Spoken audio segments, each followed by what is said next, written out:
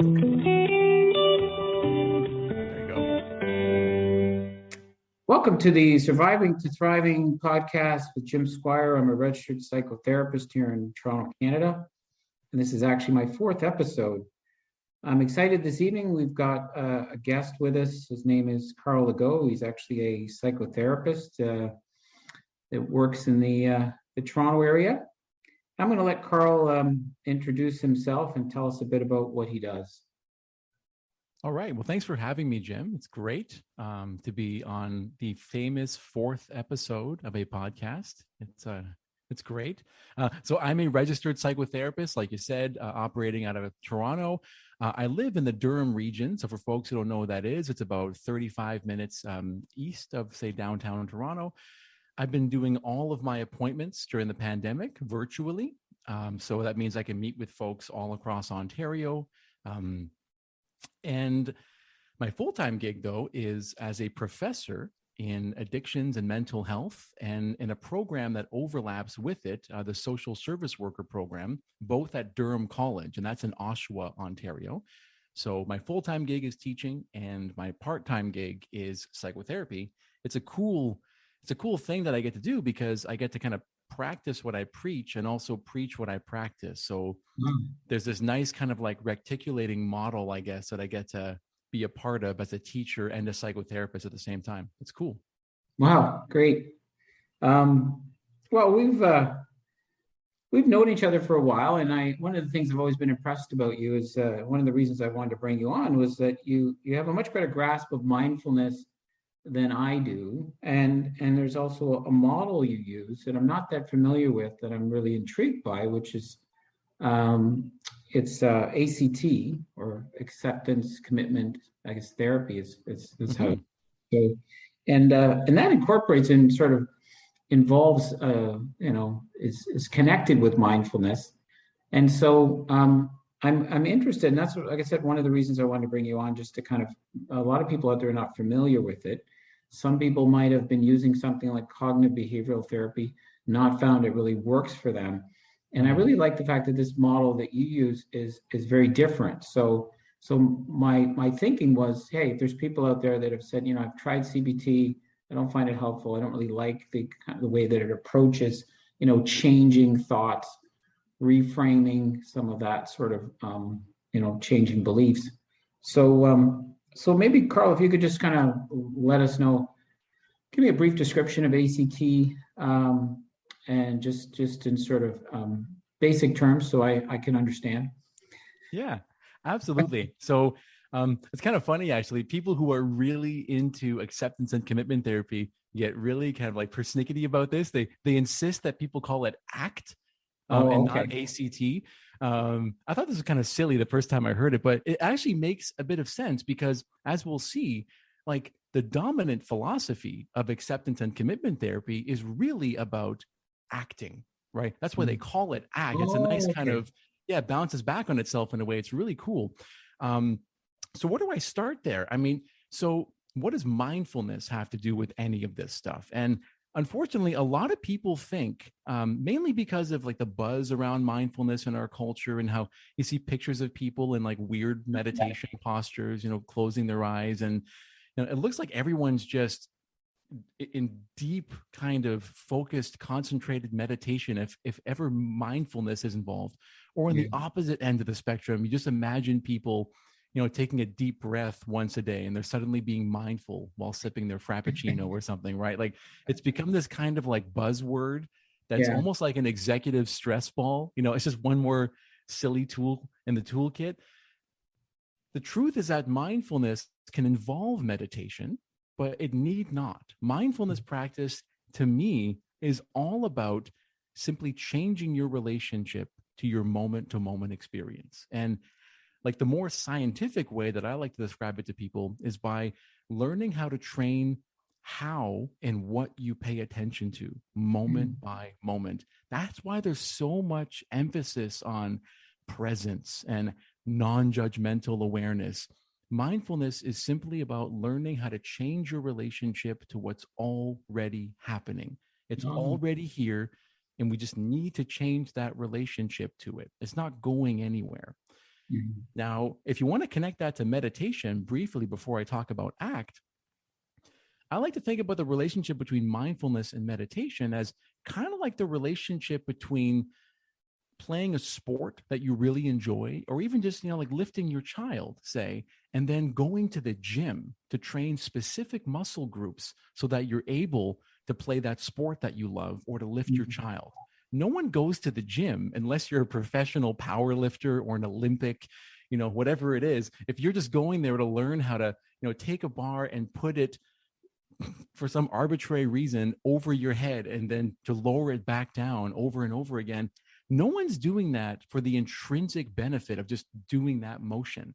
Most people are going to the gym for some other reason. Sometimes it's, to improve your appearance, but most people are going to the gym because they want to functionally improve how they can use their bodies for the things they actually care about in their lives, like lifting up their kids or playing a sport like basketball.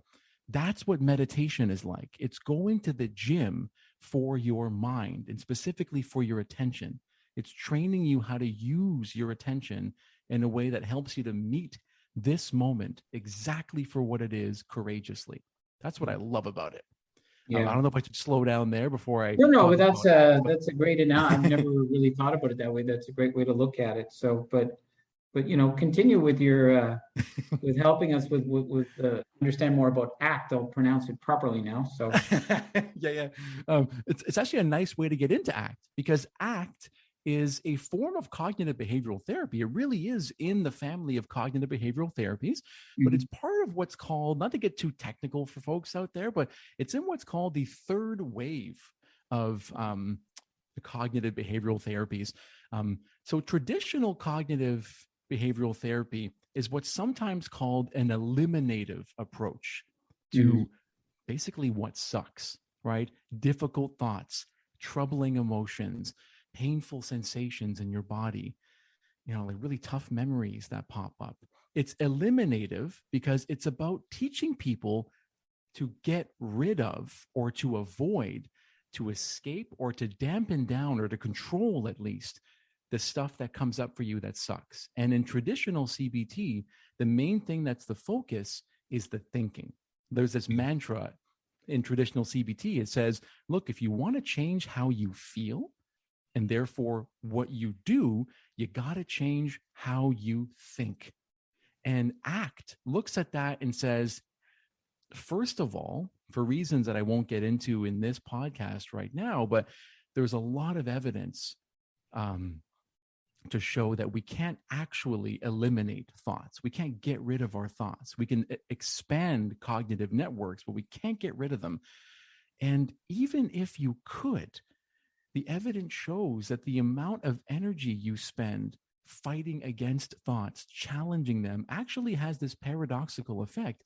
It tends to amplify how distressing they are, and they end up coming back in other forms later. And ACT takes this radically different approach and says, how about, as mindfulness recommends, how about we learn how to live with the emotional and cognitive pain that comes up for us instead of trying to push it away, instead yeah, of trying to avoid, escape, or control or deny parts of ourselves? How about we try to live with it?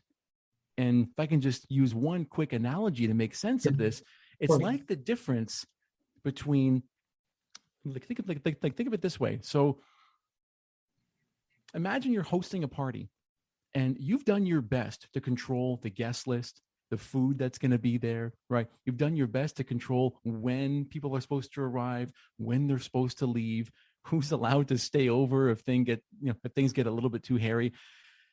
But imagine, despite your best efforts, you just get these annoying, loud, just profoundly moronic people show up to your party and they start knocking things over and they get too drunk, or uh, they bring drugs to your party. It's a mess and they're not leaving when they're supposed to.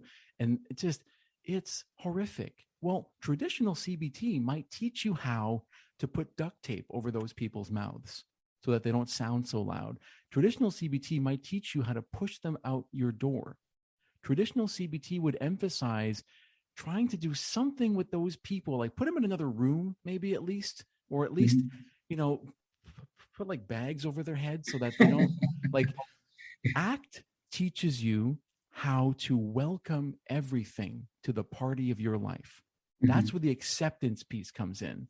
Okay. These people are already here. I'm going to have many parties like this. I should learn how to exist in a situation like this. And that's not where it ends, though. ACT can be summarized by saying accept and then commit. That's the C. And then take action in accordance with your values. Okay. So that's a good way to get us started. The basic idea behind ACT is not eliminating what hurts and instead changing your relationship to it, and therefore how you respond to it. Okay. All right. And so one of the things I was also curious about, so I appreciate you explaining that there, because I was helpful for me as well. And is that when you're sort of offering an approach to a client who, you know, it's new to the client, I mean, the degree with which it resonates with them and they say that makes sense to me has a lot to do with whether they're kind of engaged and whether they're you know, doing the homework, that sort of thing. So do you find that when you're offering something like telling somebody, look, this is stuff that you've really struggled with, but I'm gonna help you learn to just, you know, accept it. How do you find that the clients, like, you know, are they receptive to that? Or that's an excellent question. Acceptance is a really tricky word in our culture for good reason. I mean, remember the first time I came across that concept in DBT, like radical, which is, by the way, is dialectical behavioral therapy. Someone talked about radical acceptance and it immediately just smelled like BS. I thought, what? You're telling me to radically accept my, I don't know, like my cancer diagnosis? You're telling me to radically accept the fact that my girlfriend of 8 years just left me for some like complete jerk face who just whatever. Radically accept that? A lot of people interpret acceptance as either approval, which it definitely isn't, right? Or they accept it more plausibly, but still not accurately, as a kind of resignation, like a quiet acquiescence, like, oh, that's just how things are. And there's nothing I can do. And I'm just not going to do anything. And that's understandable, but that is not at all what acceptance is. I actually prefer the term willingness. So acceptance is a willingness to experience life as it is on its own terms. And the way that I explain this to clients is not that we're just going to sit here and look at your life in all of its turmoil, all of its misery and suffering, and we're just going to sit there and go, okay, we have to accept that now, and let's see what comes of that. The point behind the acceptance message, at least in ACT, is that you don't need good feelings to do good things. Or put differently, you don't need to feel good in order to do good. Yeah. And here, good is not some moral, ethical ideal that ACT kind of imposes on all of us. It says, look, you don't need motivation. You don't need high energy. You don't need to be happy or free from anxiety, free from grief or depression. You don't need to be free of really difficult thoughts and feelings in order to pursue a value-driven life. You can still feel crappy and do amazing things.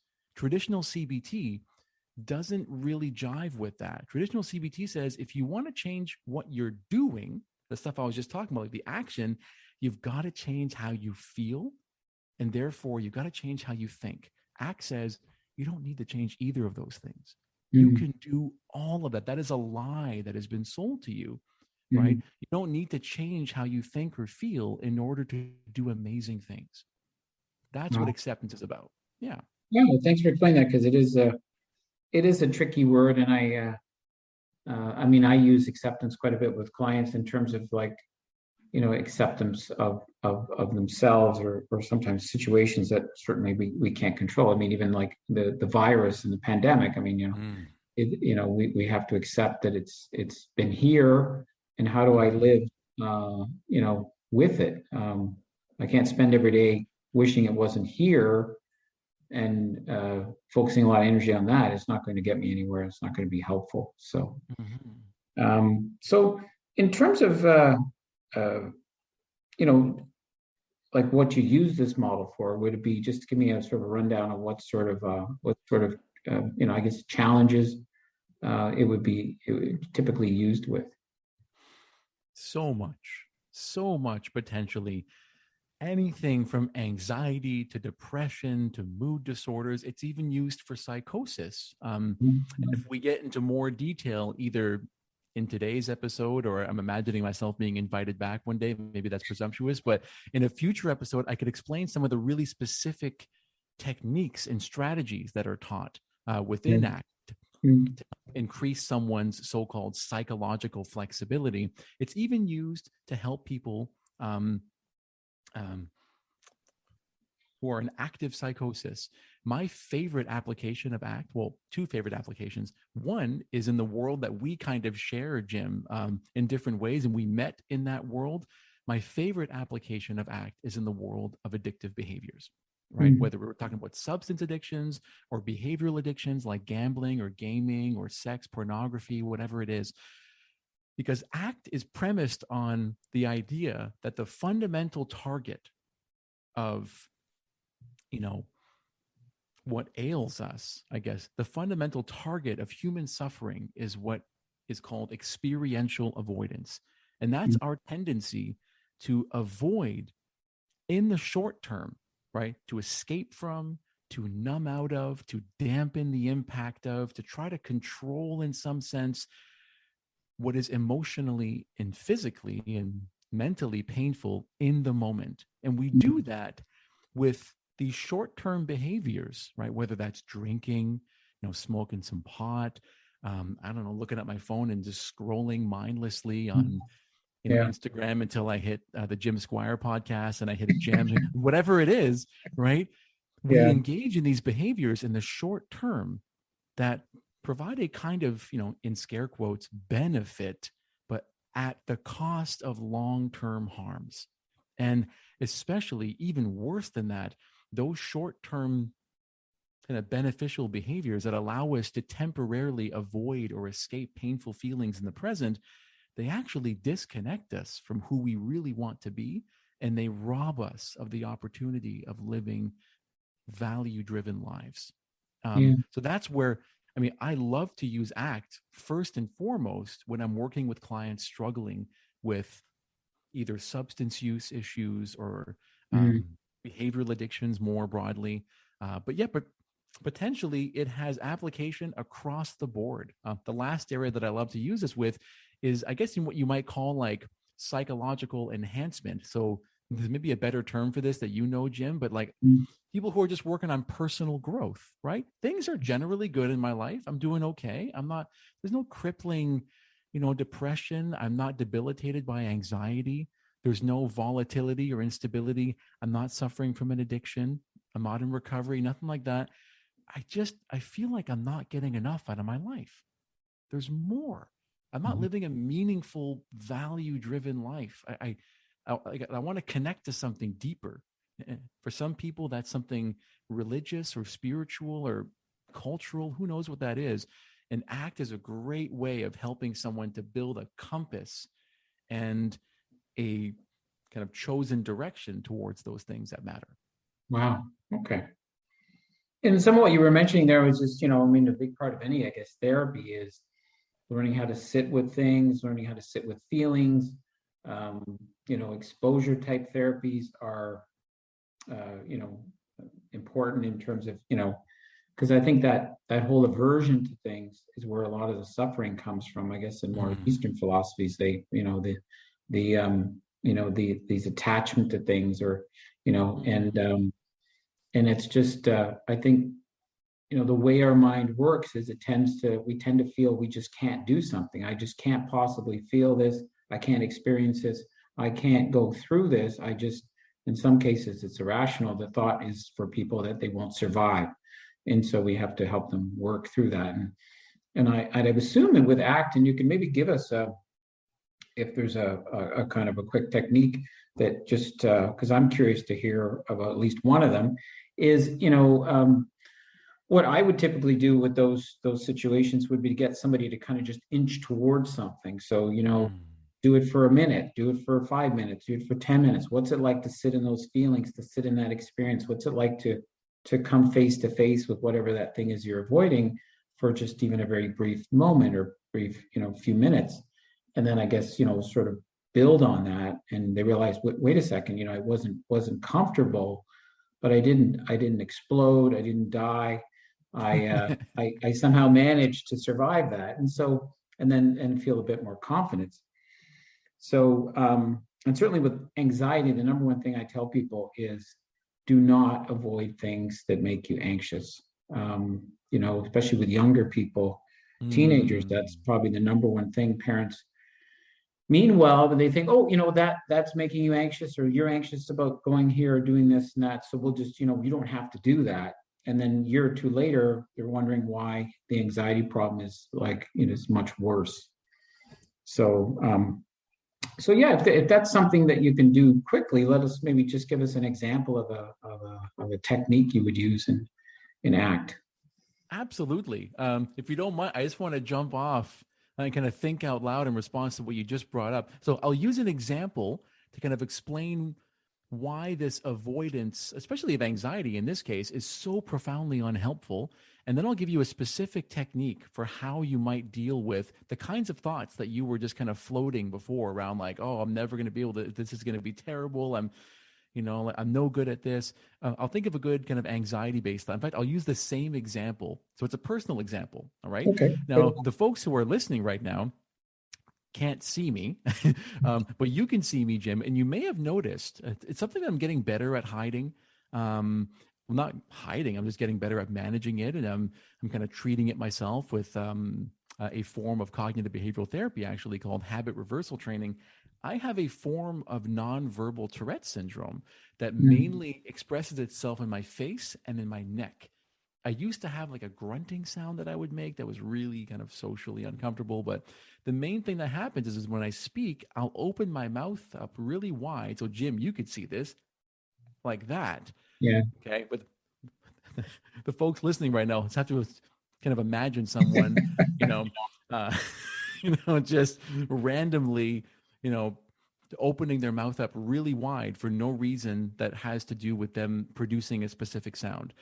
This is really anxiety provoking for me. And it makes me really self-conscious when I'm up on camera. I'm up on camera all the time, when I'm doing my sessions, when I'm teaching. And I'm often really tempted, Jim. I'm really tempted to just tell my students in some cases, like, oh, guys, I'm having technical difficulties, or guys, I'm, or like I'm even tempted sometimes to, cancel appointments with people, not with clients, but with, just friends in my life that we've scheduled a call for. I'm so self-conscious about it. And I realize, though, that if I practice avoidance with respect to the thoughts and the fears, the anxiety that come up there, I'm not helping myself. And there's at least 5 good reasons why. The first major reason I'm not helping myself is that this is what's known as the Ostrich Effect. If I just bury my head in the sand, there's a whole spectrum of stuff still above sand, right? Still above ground that I'm not dealing with. It's going to be there when my head comes up, assuming I can come back up. And like in the case of the ostrich, it might get killed because it's just hiding. The second thing is that not only do your problems stay where they are, like in my case, the problem of, just this anxiety I feel around, having to speak on camera or, just face to face with people, knowing that I'm possibly going to do this thing with my face that looks kind of funny. It's going to get worse over time. So I call this like the unpaid bill phenomenon, right? Like you cannot pay a bill in the moment. Yeah, it feels kind of good. You're not dealing with a bill, but that might accrue interest. And there's a kind of like emotional interest that accrues over time with problems like this. And this leads into the third reason. I create an association in my mind. I build a story. Like every time that I avoid, say, meeting you, or I meet someone else, I cancel a class, I turn off my camera and I don't do this, I essentially teach my mind that doing this thing is really, really scary. And that's why we're avoiding it. And it's a kind of loop. Why are we avoiding it? Because it's scary. Why is it scary? Because we avoided it. Remember? Yeah. My mind learns to avoid, and it strengthens that link so bad. The fourth reason this is terrible is because it actually robs me of the opportunity of doing stuff like this, like meeting you and just being able to see your face and see you react to me in real time and see your reactions to me. Like, it's a wonderful thing to have face-to-face conversations. And by refusing to do that because of a fear that someone might judge me or, feel weird around me because of what I do with my face, I lose that opportunity. And the final reason, and I promise I'm going to get to the specific strategy, the final reason why anxiety just doesn't help, not anxiety, avoidance does not help, is because the avoidance actually betrays a really fundamental truth about all distressing emotions, right? What does that anxiety about that thing I do with my face tell me? It tells me something about what I care about. It tells me what I value. Like, I often ask my clients, here's one specific technique just right here. If I could give you a pill right now that could eliminate your anxiety around X. So for example, in my case, hey, if someone came to me and said, Carl, can I give you a pill right now so you never felt anxious about that face twitching that you do, like that nonverbal Tourette's twitching? And I said, yes, please give me that pill. But wait a second, there's a side effect. The side effect is that you are never going to care again, right, about what people kind of think when they interact with you. You're never going to care about public speaking again. I'm like, oh, geez, that doesn't sound, I still want to care about stuff like that.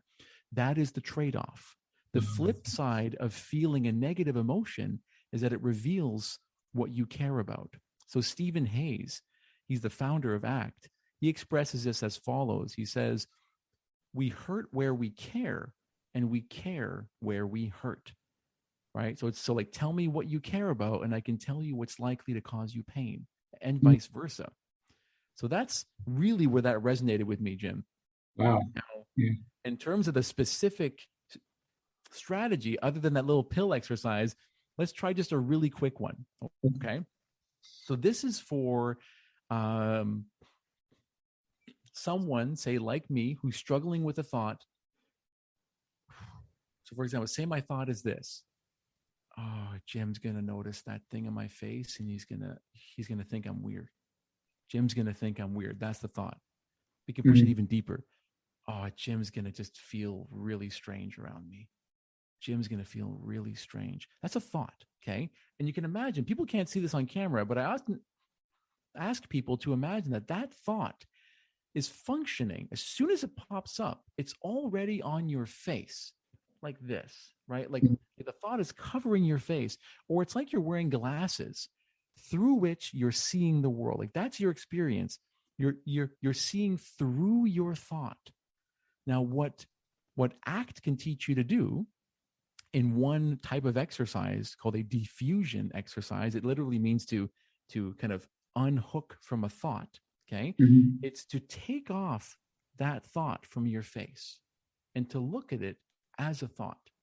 You don't need to get rid of that thought. Like, oh, Jim thinks I'm really strange right now. You don't need to get rid of it as traditional CBT recommends. You can just have that thought with you. It can be there. And you can even relate to it and say, oh yeah, there you are. I know why you're here. You're trying to protect me right now. I know why you show up when you're trying to protect me from that embarrassment that I'm afraid of, or from the shame I might feel if someone like Jim sees my face start twitching. You don't have to get rid of a thought. You can learn how to just create some distance from it. And the way you create distance from thoughts, it's just dozens of possible ways. My favorite way is just to say something like this: I'm noticing that I'm having the thought that Jim is going to think I'm strange. That just feels different already. The first thought is a statement of fact. It's like, that's how the world is. I've got the glasses on and I see the world through the thought, Jim is going to think I'm strange. If I take off those glasses, I'm noticing, oh, look at that. I'm noticing that I'm having a thought that Jim's going to think I'm strange. That move is called diffusion. It's a way Mm. of separating yourself from a thought without having to eliminate it. It could still be right there. Yeah. Hopefully that Well, helps as like one simple, quick exercise. no, I appreciate that. It is. It reminds me also of when I first started doing some mindfulness, and there was I guess, a meditation or an exercise where we were sort of looking at negative thoughts as clouds, as they're sort of observing them as they go by, but not necessarily, not embodying that thought or like focusing on it, but just like, oh, there's some thoughts going by, just like there's some clouds. And it Mm-hmm. was a very kind of I guess, like a lot of mindfulness, is very sort of like an observing, curious kind of aspect to it, without judging, without sort of, I might notice that I feel anxious without, feeling anxious. For some people that might be like, what is the difference? But when you're doing it, you can notice a big difference between observing that feeling in you. I can notice the tension in my chest. I can feel my palms are a bit sweaty, my heart's racing a bit. But that's different from like making a statement, I feel anxious or I am anxious.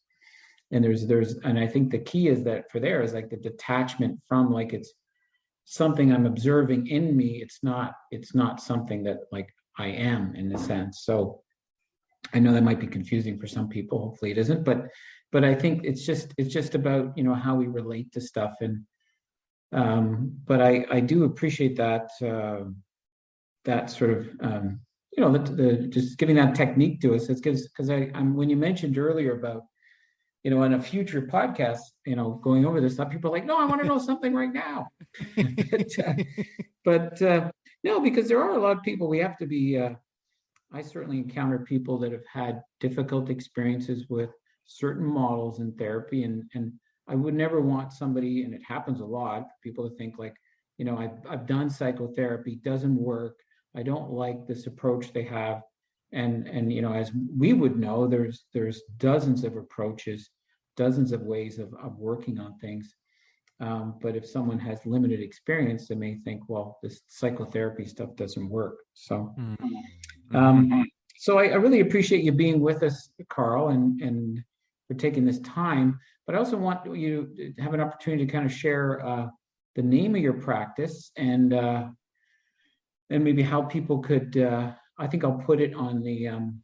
I'll put it underneath in the description of the podcast. Your website address, but if you could just tell us what the maybe what the web address. What's the name of your practice? Yeah, so I should come more prepared to things like this. I clearly don't have any experience marketing myself yet, but I can at least tell you what the name of my practice is, and that I do have an active social media presence, Okay. for better or worse. But the name of my practice is Becoming You Counseling and Psychotherapy Services. I call it that because the whole aim of my practice is to help people to become, whether in the grand scheme of their life or in each moment that they're living, the person that they want to be, and to live Mm, the life that they want to live. Like living a life that answers the question, in this moment, the me that I want to become, what is that person doing? And to live it in each moment. So I call it Becoming You Counseling and Psychotherapy. What I'll do, Jim, is I'll send you all of my info. mhm. Because I can never remember like what I've labeled my Instagram or Facebook, and even I operate like a basic Wix site. Oh, okay. Well, Yeah, but no, I'll include it in the description, just for people, because perfect. and certainly there's if someone is not in our area and wants to explore ACT. I mean, it's certainly Googling ACT, you'll probably find some local therapists that use the model, if it's something. There's books out there as well. So Absolutely. That's something but else I could do for you, Jim. I can send you a bunch of resources on folks who are just wanting to get their, whatever the expression is, like their toes wet, I guess, in ACT, like in a really basic way. And I could also send some stuff on mindfulness and how it connects to CBT more generally. Oh, great. Yeah, no, Yeah. anything, I appreciate that. So, but I thank you for taking the time, and I really found this very helpful. So hopefully you'll come back in the future, and we can talk more about acting. Absolutely, Jim. It's been a pleasure.